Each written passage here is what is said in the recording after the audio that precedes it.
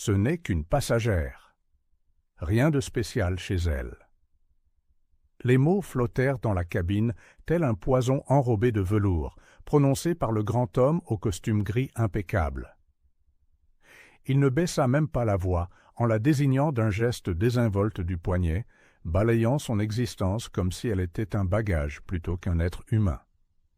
Les autres autour de lui, des partenaires d'affaires, peut-être, ou des collègues, rirent doucement, hochant la tête en signe d'accord complice. Et pendant un instant, Helena souhaita pouvoir se replier sur son siège d'avion et disparaître. Mais elle ne le fit pas. Elle se redressa, bien que ses paumes devinssent moites contre son jean. Elle avait l'habitude d'être sous-estimée, voire ridiculisée. Cela l'avait suivie à l'école, où les professeurs disaient qu'elle manquait de concentration. Cela persistait au travail, où les promotions lui passaient sous le nez, au profit de gens qui parlaient au plus fort et présentaient des CV impeccables. Et maintenant, dans ce tube de métal fendant le ciel nocturne, le jugement revenait, plus vif que jamais. Helena n'était pas glamour. Ses cheveux étaient lâchement attachés en arrière, des mèches tombant sur son visage fatigué. Ses vêtements étaient pratiques, pas chers. Elle ressemblait à une personne ordinaire, voyageant d'un endroit à un autre, sans rien de remarquable à offrir. Mais sous cette carapace ordinaire vivait un souvenir dont elle ne parlait jamais, une ancienne vie qui brûlait encore comme une braise cachée qu'elle ne parvenait pas tout à fait à éteindre. L'homme au costume gris se pencha en arrière, desserrant sa cravate, comme s'il possédait la rangée, la cabine, l'air même. Son arrogance rayonnait, se nourrissant de l'inconfort des autres. Il était du genre à ne jamais craindre les conséquences, à avoir appris que le monde se pliait devant les gens aux langues acérées et aux portefeuilles bien garnis. Helena ne connaissait que trop bien ce type d'homme. Sa mâchoire se crispa, mais elle ne dit rien. Les mots étaient vains avec ceux qui avaient déjà porté leur jugement.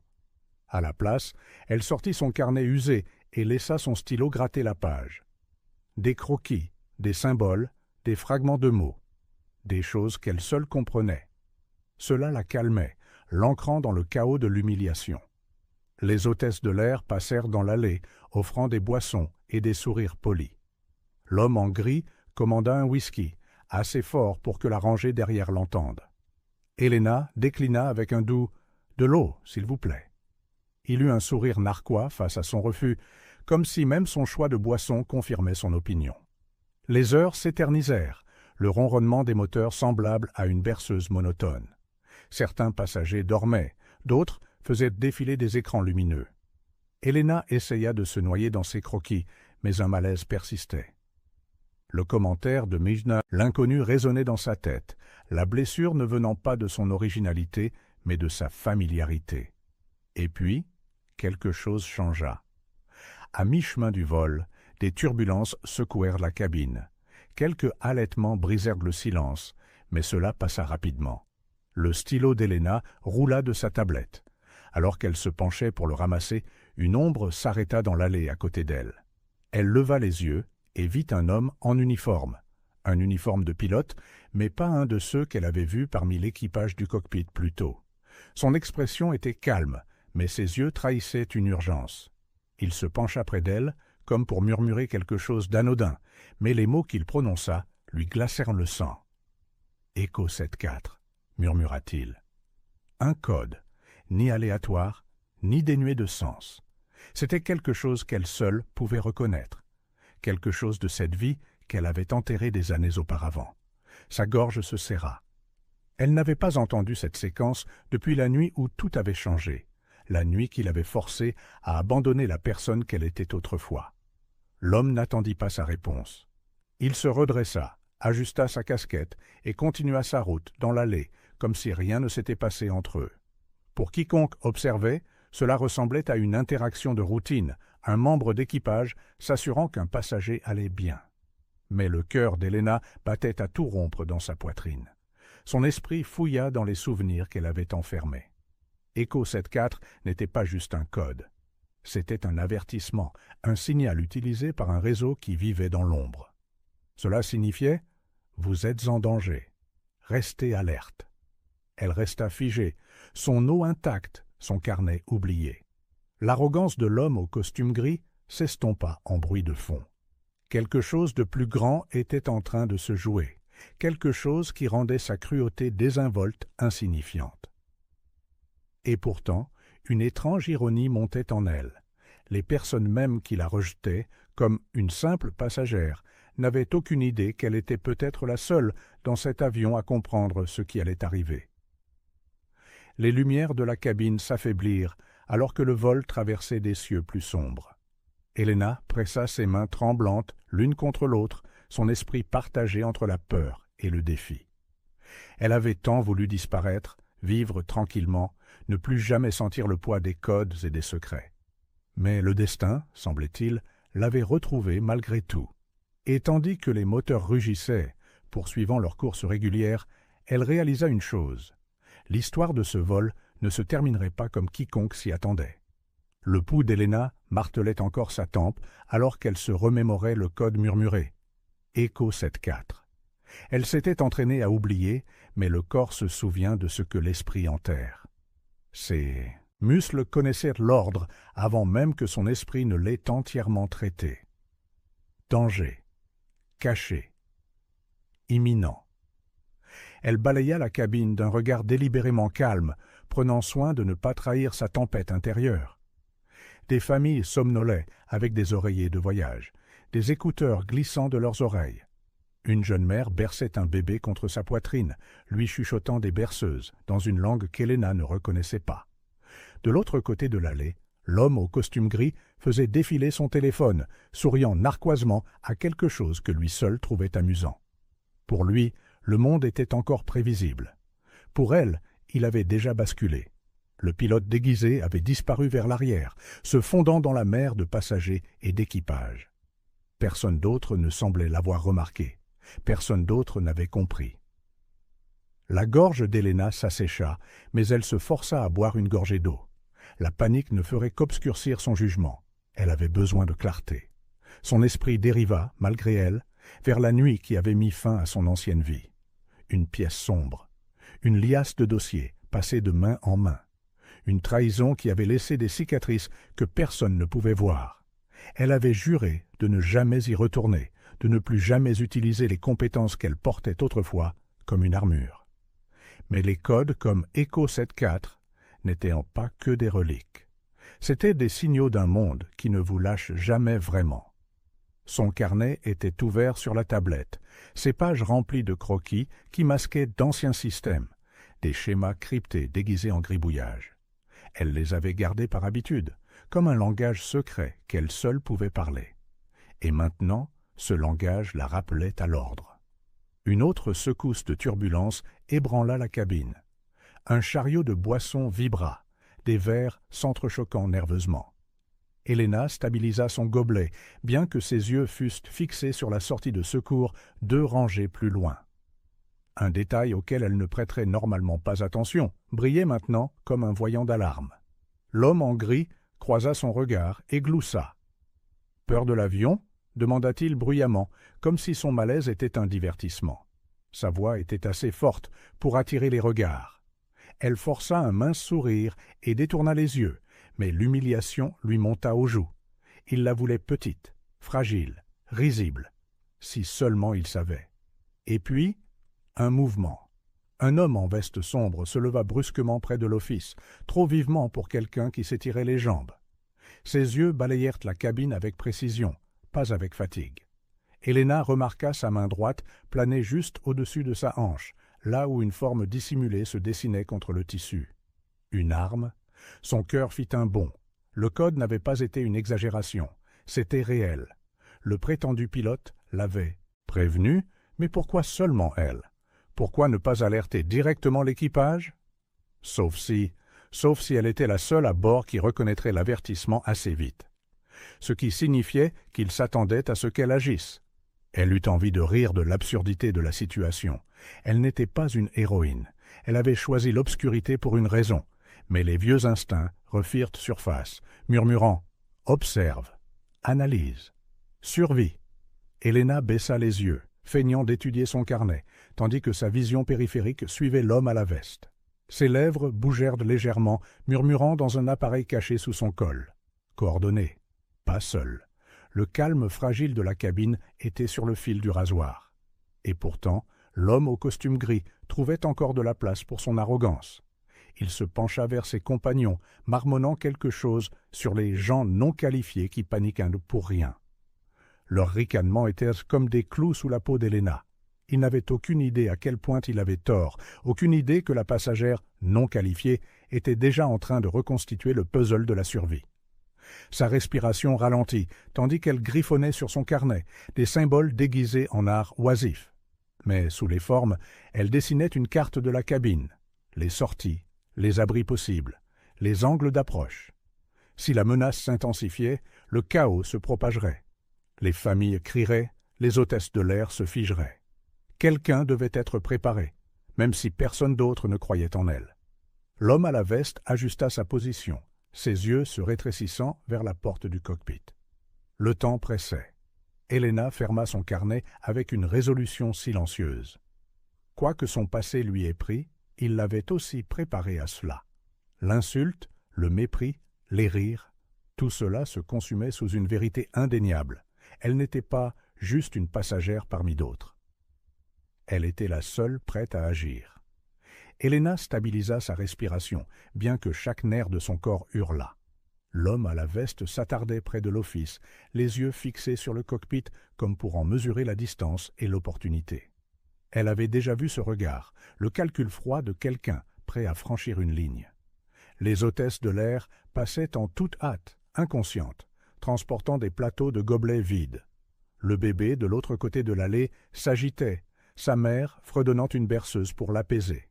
L'homme au costume gris riait encore de son propre esprit, confiant dans la croyance que le monde tournait en sa faveur. Aucun d'eux ne savait ce qui les attendait dans les prochaines minutes. Aucun d'eux n'était prêt. Helena se pencha en avant, feignant d'ajuster son sac sous le siège. Sa main effleura la poche où elle gardait une petite lampe de poche et un rouleau de ruban adhésif, des articles de voyage ordinaires qui, dans des mains entraînées, devenaient plus que ce qu'ils paraissaient. De vieux instincts se mirent en place. Elle détestait à quel point cela semblait naturel, comme si aucune année ne s'était écoulée depuis la dernière fois qu'elle s'était préparée au danger. Son esprit cartographia la cabine en quelques secondes. La sortie 2 rangées plus haut, le chariot de service, assez lourd pour bloquer une allée s'il était renversé, le loquet de l'accoudoir qui pouvait devenir un levier. Tout avait un but si l'on savait regarder. Puis cela arriva. L'homme à la veste bougea, vite, sa main glissant sous son manteau.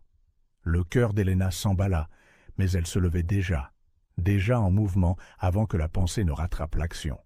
Elle trébucha dans l'allée comme par maladresse, le percutant juste au moment où son arme sortait du tissu.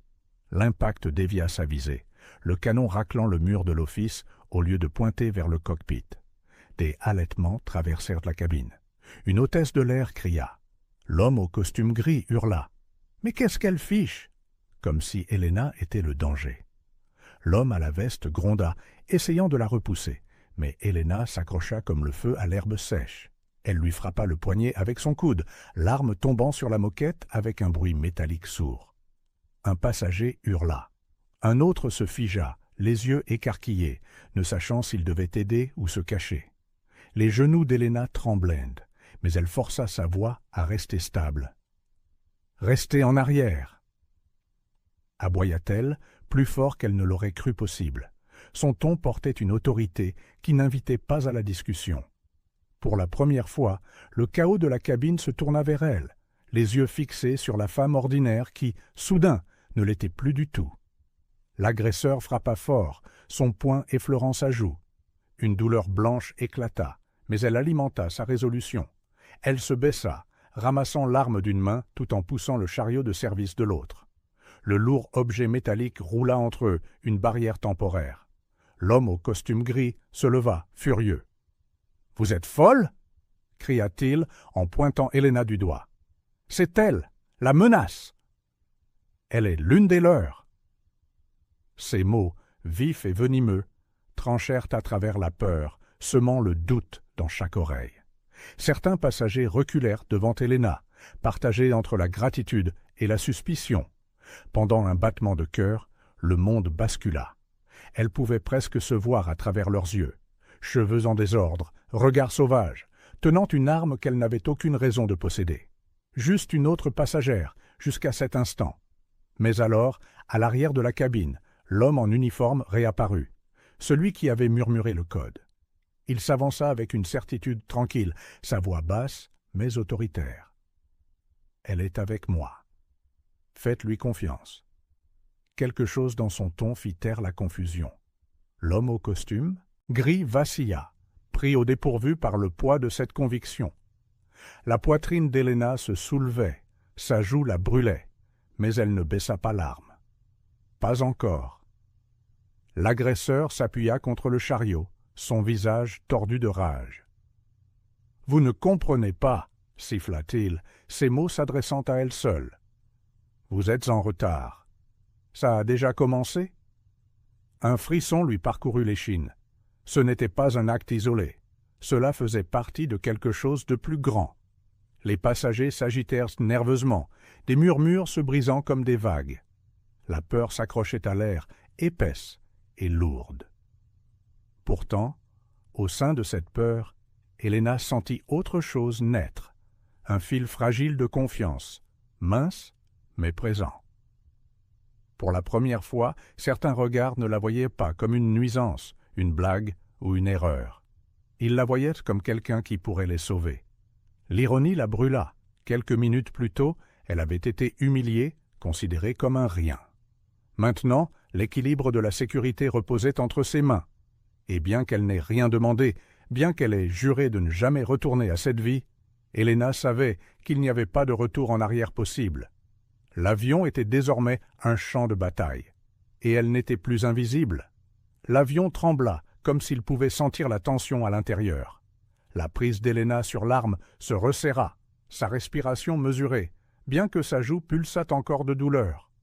L'homme à la veste s'appuyait contre le chariot de service, la fusillant du regard avec un venin qui promettait qu'il n'en avait pas fini. Mais ce n'était pas sa fureur qui la déstabilisait, c'étaient ses mots. Ça a déjà commencé. Le pilote déguisé arriva à ses côtés, sa présence la rassurant. Il ne la toucha pas, n'exigea pas le contrôle de la situation. Il lui fit simplement un unique signe de tête, une reconnaissance silencieuse qu'elle était exactement là où elle devait être. C'était la première fois depuis des années que quelqu'un la regardait de cette façon, non pas comme un fardeau, non pas comme une erreur, mais comme quelqu'un de capable. Les passagers chuchotaient, leurs yeux effrayés passant d'Helena à l'agresseur maîtrisé, et à l'homme au costume gris qui exigeait toujours d'être entendu. « C'est de la folie !» aboya-t-il, debout dans l'allée, tel un juge autoproclamé. « On ne peut pas lui faire confiance, elle est instable. Regardez-la, elle est... » Helena le coupa, sa voix plus tranchante que l'acier. « Assez !» Le mot fêla l'air, le faisant taire presque tout le monde. Même elle fut surprise de l'autorité dans son ton. L'homme au costume gris hésita, sa mâchoire se contractant comme s'il n'avait pas l'habitude qu'on lui refuse la parole. Pendant une fraction de seconde, elle vit de l'incertitude dans ses yeux, juste assez pour le garder silencieux. L'homme à la veste rit amèrement, un son trop calme pour quelqu'un de coincé. « Vous pensez que ça se termine avec moi? Vous pensez avoir gagné quelque chose ?» Son sourire était presque apitoyé. « Vous avez retardé l'inévitable, c'est tout ?» La poitrine d'Helena se serra. Elle voulait des réponses, mais elle savait qu'insister maintenant ne ferait que nourrir sa suffisance. Elle avait vécu assez longtemps dans l'ombre pour reconnaître le rythme de la manipulation. Au lieu de cela, elle se tourna vers le pilote déguisé. « Qu'est-ce qui se passe ?» murmura-t-elle, assez bas pour que lui seul l'entende. Sa réponse fut discrète, urgente. « Ce n'est pas juste une tentative de pénétrer dans le cockpit. Il y a une deuxième équipe, quelque part à bord. S'ils réussissent, nous perdons tout. » L'estomac d'Helena se noua. Une deuxième équipe. Echo 7-4 n'était pas un avertissement pour un seul homme. C'était pour quelque chose de coordonné, de stratifié. Elle balaya à nouveau la cabine, cette fois non seulement à la recherche de menaces visibles, mais aussi de mains cachées, de mouvements qui ne collaient pas. Un homme feignant de dormir trop raidement. Une femme serrant un sac trop fort contre sa poitrine. Des ombres là où il n'aurait dû y en avoir aucune. L'homme au costume gris ricana bruyamment. « Vous laissez cette moins que rien mener la danse? Nous sommes en danger et vous vous attendez à ce que nous lui fassions confiance ?» Helena se tourna vers lui, son regard fixe, et pour une fois, elle ne sentit pas la piqûre de l'humiliation. Au lieu de cela, elle sentit un feu monter, une force qu'elle pensait depuis longtemps enfouie. « Vous n'avez pas à me faire confiance, » dit-elle, sa voix portant à travers les rangées. « Mais vous resterez en vie, grâce à moi. » Le silence qui suivit fut différent cette fois. Pas craintif, pas dubitatif, attentif. Les gens se penchaient en avant, attendant, observant. Pour la première fois, ils écoutaient. Les mains d'Helena tremblaient légèrement alors qu'elle passait l'arme au pilote déguisé. « Couvrez-le !» ordonna-t-elle en désignant l'agresseur maîtrisé. Puis elle leva son carnet, tournant à la page où ses croquis dissimulaient des cartes et des schémas. Pour tous les autres, cela ressemblait à des gribouillis oisifs. Mais elle voyait la logique, l'ordre sous le chaos. Elle s'était préparée pour ce moment sans le savoir. Elle commença à indiquer des positions, des sorties, des points de couverture. On ne panique pas. On ne crie pas. S'il y en a d'autres, ils se nourriront de la peur. Restez calmes, restez silencieux. Surveillez-vous les uns les autres. Et si quelqu'un bouge à nouveau vers la porte du cockpit, vous criez. La mère avec le bébé hocha vivement la tête, serrant son enfant plus fort. Un jeune homme de l'autre côté de l'allée se redressa, la détermination remplaçant la peur sur son visage. Le vent était en train de tourner. L'homme au costume gris essaya une dernière fois, plus doucement, mais toujours empoisonné d'arrogance. « Vous bluffez? Vous n'êtes rien d'autre que... » Les yeux d'Helena se plantèrent dans les siens, sans ciller. « Dites-le, le mit-elle au défi. Traitez-moi de moins que rien une fois de plus, mais souvenez-vous de qui lui a arraché l'arme des mains pendant que vous riiez. » Sa bouche se referma d'un coup sec. Pour la première fois depuis l'embarquement, il n'avait pas de réponse.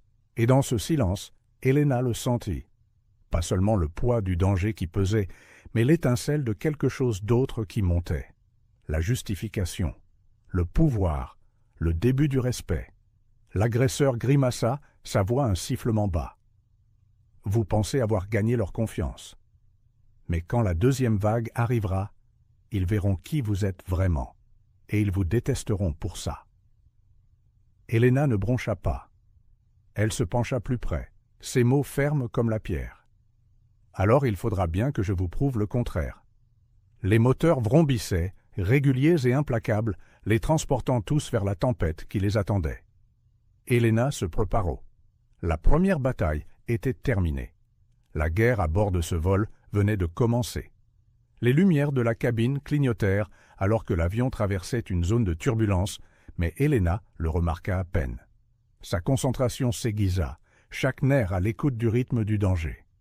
Le premier agresseur était assis, maîtrisé sous l'œil vigilant du pilote déguisé, mais son sourire narquois ne faiblissait pas. Sa confiance n'était plus de l'arrogance, c'était de la certitude. Quelque chose d'autre se préparait. Les yeux d'Helena balayèrent à nouveau les rangées. Les passagers s'agitaient, leurs murmures semblables à des parasites dans l'air. C'est alors qu'elle le vit. Un homme assis 3 rangées derrière elle, tripotant un sac de sport avec bien trop d'insistance. Ses jointures étaient blanches, sa respiration courte. Il ne regardait pas autour de lui comme un voyageur nerveux. Il attendait. Le bon moment. Son pouls s'accéléra. C'était la deuxième vague. Elle se déplaça rapidement, se tenant dans l'allée avant que quiconque puisse le remarquer. L'homme au costume gris siffla. « Asseyez-vous, vous faites peur à tout le monde !» Sa voix porta, semant à nouveau les graines du doute. Mais Helena l'ignora. Elle fixa l'homme au sac de sport. « Ne le faites pas !» prévint-elle, sa voix calme mais ferme, perçant le ronronnement des moteurs. L'homme se figea, pris au dépourvu. Pendant un battement de cœur, personne ne respira. Puis sa main se jeta sur la fermeture éclair. Helena bondit. L'allée éclata dans le chaos.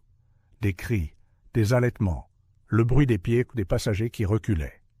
Elle le percuta avant que le sac ne soit complètement ouvert, luttant alors que le contenu se répandait. Pas d'explosifs, pas d'armes, des fils, des appareils, quelque chose destiné à un sabotage. Les pièces tombèrent sur le sol comme les sinistres morceaux d'un puzzle. Le pilote déguisé se précipita en avant, prenant le contrôle des composants, aboyant des ordres pour que d'autres aident. Un jeune homme donna un coup de pied dans l'un des appareils pour le glisser sous un siège, hors de portée. La cabine s'était transformée, passant de l'impuissance à l'unité. L'agresseur gronda, se battant avec un désespoir féroce, mais Helena tint bon. Chaque muscle hurlait, chaque ecchymose de la première altercation la lançait, mais elle ne lâcha pas. Pas cette fois. Elle l'immobilisa avec une force née, non pas de la puissance, mais de la résolution. Celle qui vient quand on vous a méprisé, humilié, dit que vous n'étiez rien et que vous refusez enfin de le croire. Les passagers se rallièrent. 2 hommes de l'arrière se précipitèrent pour aider à maîtriser le saboteur. Une hôtesse de l'air, tremblante mais déterminée, rassembla les appareils dispersés et les mit en sécurité. Même la mère avec le bébé murmurait des prières, ses yeux fixés sur Helena avec gratitude plutôt qu'avec peur. L'homme au costume gris se tenait là, figé, son arrogance d'antan brisée. Ses mots s'étranglèrent dans sa gorge alors qu'il regardait la passagère, ordinaire, sauver le vol pour la 2e fois. Finalement, le pilote déguisé sécurisa la dernière des menaces. Il regarda Helena, l'épuisement et le soulagement gravés sur ses traits. « Vous l'avez fait », murmura-t-il, juste assez fort pour qu'elle l'entende. Helena secoua la tête, à bout de souffle. « Nous l'avons fait. » Les agresseurs maîtrisés furent ligotés, les dispositifs neutralisés. Lentement, comme l'aube après une tempête, le calme revint dans la cabine. Les passagers s'assirent, murmurant entre eux non pas dans la panique, mais dans l'admiration. Ils n'étaient pas seulement des témoins, ils étaient des survivants, unis par le courage de quelqu'un qu'ils avaient ignoré. L'homme au costume gris s'affaissa sur son siège, pâle, silencieux. Pour la première fois depuis l'embarquement, il n'avait rien à dire. Il ne croisa pas le regard d'Helena, mais ce silence était en soi un aveu, une défaite. Helena se pencha en arrière, la poitrine haletante, son carnet toujours serré dans une main. Elle n'avait pas voulu cela. Elle n'avait rien demandé de tout ça. Mais alors que les heures s'étiraient vers leur destination, elle réalisa que quelque chose avait changé. Pas seulement dans la cabine, mais en elle. Elle n'était plus invisible. Lorsque l'avion atterrit enfin, des applaudissements éclatèrent alors que les agresseurs étaient escortés sous bonne garde. Les équipes de télévision s'empareraient plus tard de l'histoire, les gros titres proclamant la bravoure d'une mystérieuse passagère qui avait empêché une catastrophe dans le ciel. Mais pour Helena, la justification était déjà venue. Non pas des caméras ou des applaudissements, mais des regards silencieux de respect de ceux qui l'avaient autrefois méprisée. Alors qu'elle descendait de l'avion, le pilote déguisé lui prit doucement le bras. « Vous avez peut-être quitté cette vie, » dit-il doucement, « mais elle ne vous a jamais quitté. Le monde a encore besoin de gens comme vous. » Helena croisa son regard, le poids de ces mots s'installant profondément en elle. Elle ne répondit pas, pas encore. Pour l'instant, il suffisait de sentir l'air sur son visage, le sol sous ses pieds et la certitude d'avoir affronté l'humiliation, le danger et le doute, et de les avoir transformés en force. Elle n'était pas juste une passagère parmi d'autres. Elle ne l'avait jamais été.